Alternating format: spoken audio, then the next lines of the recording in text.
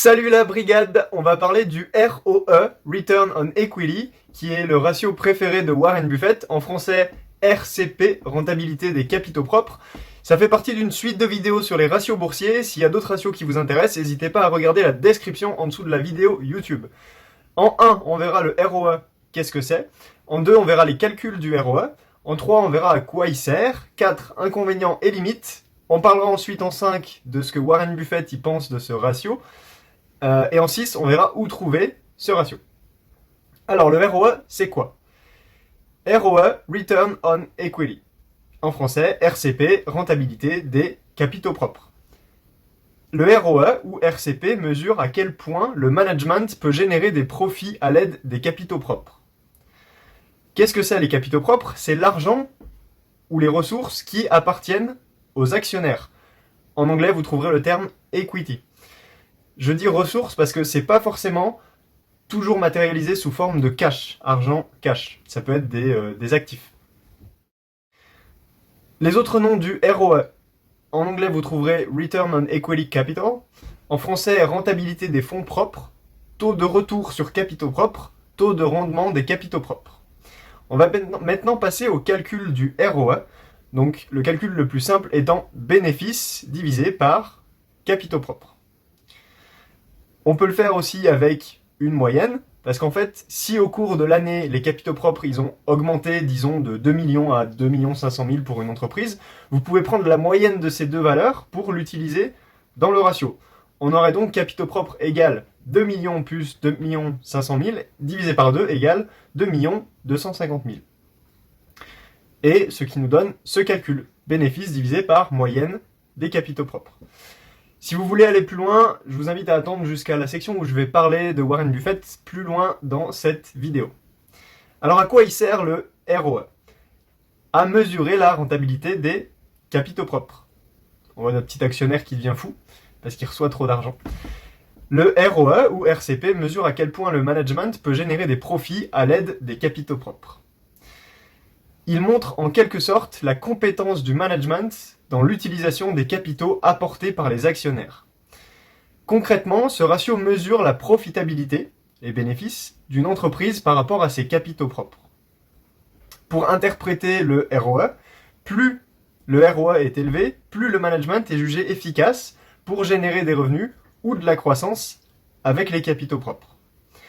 Si on a par exemple un ROE de 16%, pour chaque euro de capitaux propres, l'entreprise a généré 0,16 € de bénéfices. Les investisseurs ont gagné 16% sur leur capital investi. Cela ne veut pas dire que le cours de l'action est monté de 16%. Ok, c'est différent. Il est en général plus intéressant d'étudier l'évolution du ROE sur plusieurs périodes, par exemple les semestres ou les années. Son évolution, elle permet d'émettre des hypothèses sur la capacité du management.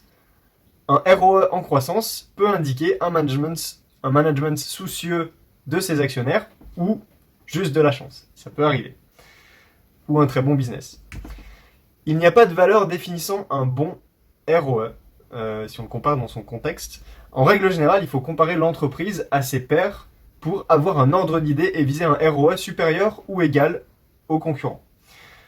Investopedia, il nous dit quand même qu'un raccourci fréquent est d'utiliser la moyenne long terme du S&P 500, qui a été de 14% sur 2018-2019, comme un résultat acceptable, et qu'un ratio inférieur à 10% est un résultat médiocre. Attention à comparer ce qui est comparable, deux entreprises de la même industrie peuvent avoir des secteurs d'activité différents et donc des bénéfices différents en fonction de la proportion de leur activité dans ces secteurs. Je vous ai mis un petit lien souligné avec la source, comme ça vous pouvez le voir, par contre c'est en anglais. Alors à quoi sert le ROE? Numéro 2, l'impact des rachats d'actions sur le ROE. Le rachat d'actions en utilisant les capitaux propres va faire varier le ROE et le faire augmenter. C'est plutôt une bonne nouvelle pour les actionnaires. Un exemple, vous avez 10% de super entreprises qui disposent de 10 millions d'actions. Vous disposez donc d'1 million d'actions. 10% de 10 millions, c'est 1 million. Imaginez maintenant que l'entreprise rachète 1 million d'actions. Il y en a donc au total 9 millions. 10 millions moins 1 million. Votre pourcentage dans l'entreprise devient donc 1 million fois 100 divisé par 9 millions égale 11,11%. Vous avez gagné 1,11% dans l'entreprise. Donc l'espoir derrière un rachat d'actions est que le cours de l'action augmente. Ok, pour mieux comprendre une petite image, imaginez que vous avez une part de gâteau. Un rachat d'actions va réduire la taille du gâteau, mais pas celle de votre part, si vous ne vendez pas d'actions, bien sûr. Maintenant, on va passer aux inconvénients et aux limites du ROE. Donc un ROE élevé n'est pas forcément tout le temps bon. Un ROE élevé peut être une bonne chose, sauf dans les cas où les capitaux propres sont faibles. Exemple, des profits fluctuants. Une entreprise a enregistré pendant plusieurs années des pertes et elle présente désormais un bénéfice. Une trop forte dette. Souvenez-vous, capitaux propres égale actifs moins dette. Si la dette est trop importante, les capitaux propres ils vont forcément diminuer. On voit qu'en diminuant, les capitaux propres ils font augmenter le résultat du ratio qui peut ainsi paraître attractif. Deuxième inconvénient, on va voir avec le ROE négatif. Dans ce cas, l'entreprise a des capitaux propres négatifs ou un résultat négatif, une perte. Le ROE ne devrait pas être calculé avec une perte, mais avec un bénéfice. Un résultat négatif n'est pas exploitable, mais il peut cacher quelque chose. Par exemple, dans de rares cas, cela peut être à cause des rachats d'actions, et c'est pas forcément une mauvaise chose. Il faut bien évidemment creuser et comprendre le pourquoi, juste ne pas s'arrêter au résultat d'un seul ratio. Alors on va voir ce que Warren Buffett, cette fois, il pense du ROE. Yo Le ROE fait partie intégrante de la stratégie de Buffett, selon l'auteur Robert J. Je pense que son nom c'est Hagstrom, j'ai le livre ici, dans les stratégies de Warren Buffett. Par contre, l'auteur nous dit qu'il fait deux ajustements. Le premier, il prend en compte le fait que les actifs ils peuvent être sous-évalués ou surévalués.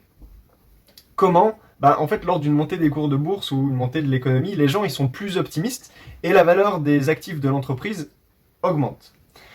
A l'inverse, lorsque les cours de bourse diminuent, la valeur des actifs de l'entreprise diminue également. Alors, quelle est l'incidence ? Rappelez-vous, capitaux propres égale actifs moins dette. ROE égale bénéfice divisé par capitaux propres.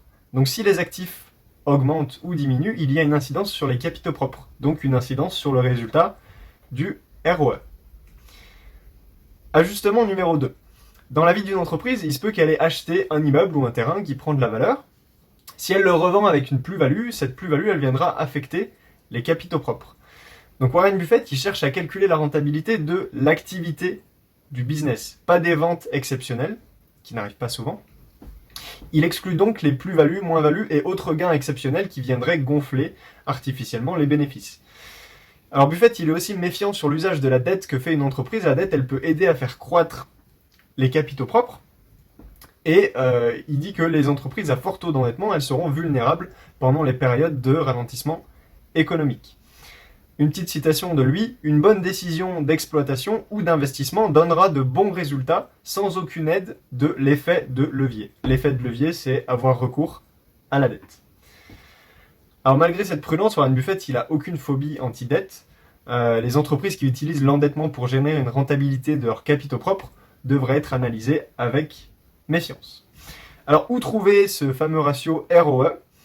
Vous le trouverez sur la plupart des sites d'analyse que j'ai listés ici, et on va aller le calculer ensemble dans les documents financiers d'une entreprise. Nous voilà dans les documents financiers d'une entreprise du CAC 40. Donc, on se rappelle du calcul qui est bénéfice divisé par capitaux propres. Donc, je suis allé directement dans le compte de résultat, là où se situent les bénéfices.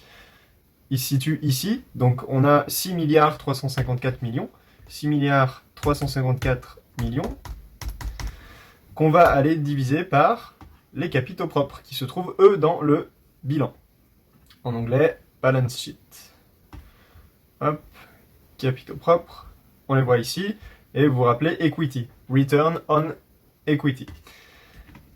33 milliards 957 millions. On obtient 0,18. Si on arrondit, 0,19. En gros, c'est 19%. Vous voyez que, pour ceux qui ne le savent pas, le pourcent, ça veut dire divisé par 100. Voilà. Donc on a pour 2018, on a 0,18. On va voir en 2017, ça peut être intéressant de comparer. Donc capitaux propres en 2017, 30 milliards, 377 millions. Hop, on va aller chercher maintenant, on va retourner chercher les bénéfices pour 2017. 5 milliards, 365 millions. 0,1766. Donc vous voyez qu'on est un petit peu en dessous, 1% en dessous par rapport à 2018. Donc le ROE de l'entreprise a augmenté, ce qui est plutôt un bon signal. Après, c'est pas tellement une grande différence, il faudra voir sur une durée plus longue et voir exactement quels ont été les projets de l'entreprise pour analyser si ça s'est déroulé selon le plan, quels sont les projets futurs, etc. Voilà.